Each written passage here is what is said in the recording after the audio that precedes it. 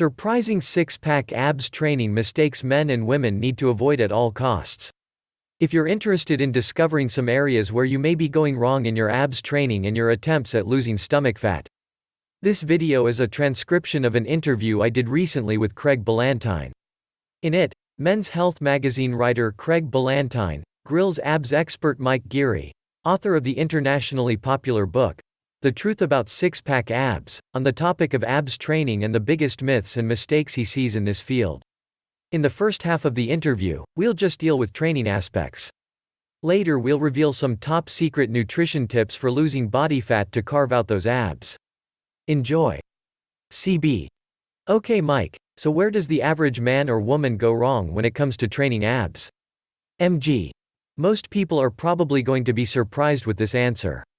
In their quest for six-pack abs, the biggest mistake I see people making is wasting way too much of their time training their abs directly, pumping away with all kinds of different abs-specific exercises. I'm sure you know what I'm referring to. The person is trying so hard to get those abs to show that they're spending almost all of their time in the gym with hundreds of reps of various crunches, leg raises, twisting exercises, etc. Meanwhile, all of that wasted time directly training the abs could have been better spent on a properly designed full-body workout program that would elicit a much better metabolic response and increase the fat-burning hormone levels in their body as well. After all, losing the stomach fat that is covering the abs is the most important aspect for most people to finally be able to make their abs visible. Unfortunately, pumping away with hundreds of crunches and leg raises does not cause much of a metabolic or fat-burning hormonal response. This is the main focus of my Truth About Six-Pack Abs book. Full-body training programs and proper nutrition to strip off that stubborn belly fat and reveal the six-pack that's hiding underneath. Of course, it wouldn't be an abs book if I didn't focus on ab development too, but I make sure firstly that the most important concepts for lasting body fat reduction are understood. CB. Do you see any gender differences in mistakes they make? And more importantly, do you see any gender differences in the response to various types of ab training? MG. To be honest, I don't really see any need for men or women to train differently. The bottom line is that the best exercises are the best exercises regardless of gender. However, in regards to mistakes, I see between genders. Yes, I tend to see women more often are deathly afraid to use weight training with anything but really light weights. That is a shame, because the most effective way to gain control over your body fat for life is to maximize the lean muscle that your body carries, as well as working that muscle hard through intense resistance exercise regularly. It's important for women to realize that regular strength training using heavier resistance will not bulk them up, as long as caloric intake is controlled, but rather is one of the key secrets for losing body fat and staying lean year-round. As a matter of fact, some of the leanest females that I've trained over the years are the ones that aren't afraid to work hard with the weights. I also notice that most women, and a lot of guys too, spend way too much time with slow cardio exercise. This is simply not necessary, and the way I combine high-intensity resistance training into full-body routines provides enough of a cardio workout in itself usually. We'll get back to this in a minute though. CB. What about old-school sit-ups? Do you use these? Are they good, bad, or does it depend? MG. Sit-ups are a controversial topic. I don't think they're good or bad per se, but rather in between. I didn't include them in my program.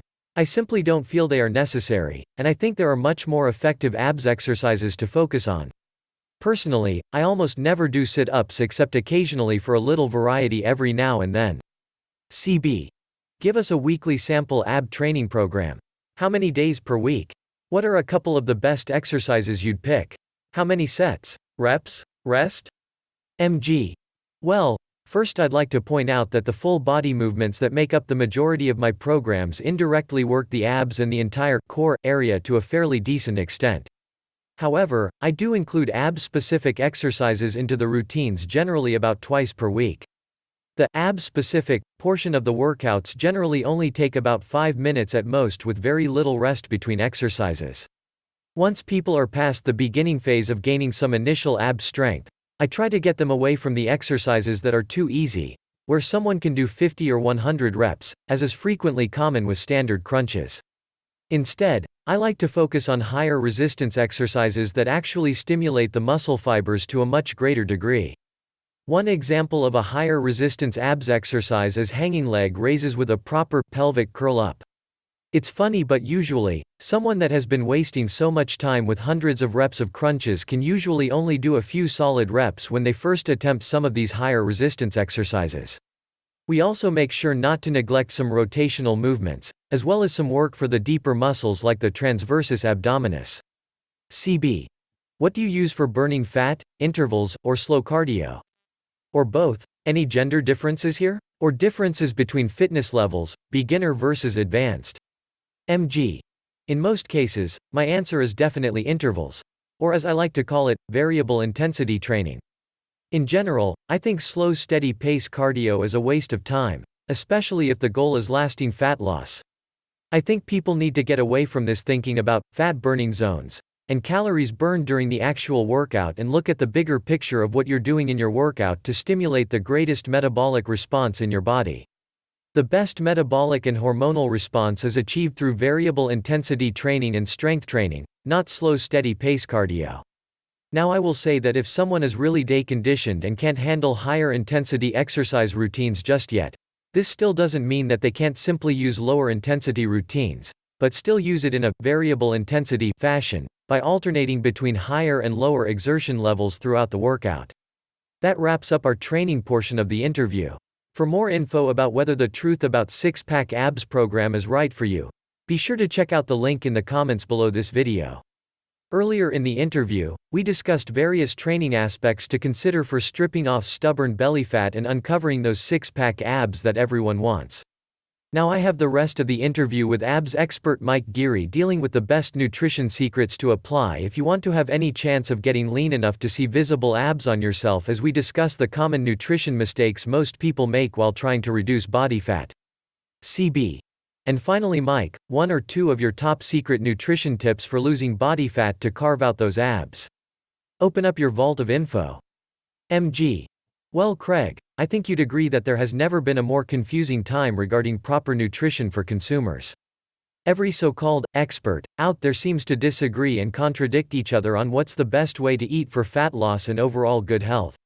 One of the most important messages I try to teach my readers in this world of heavy confusion is that your diet doesn't need to conform to any of the fad diets. You don't need to go low carb, or low fat, or high or low anything for that matter to be successful in losing enough body fat to get lean enough to be able to see your abs. I like to try to simplify things for my readers. I think that balance is the key to success, along with eating a diet that is made up of nutrient-dense foods in their natural state, as unprocessed as possible. In general, it is the heavy processing of foods that makes it wreak havoc inside our bodies. Most foods in their natural unprocessed state are inherently good for us. Of course, there are always exceptions.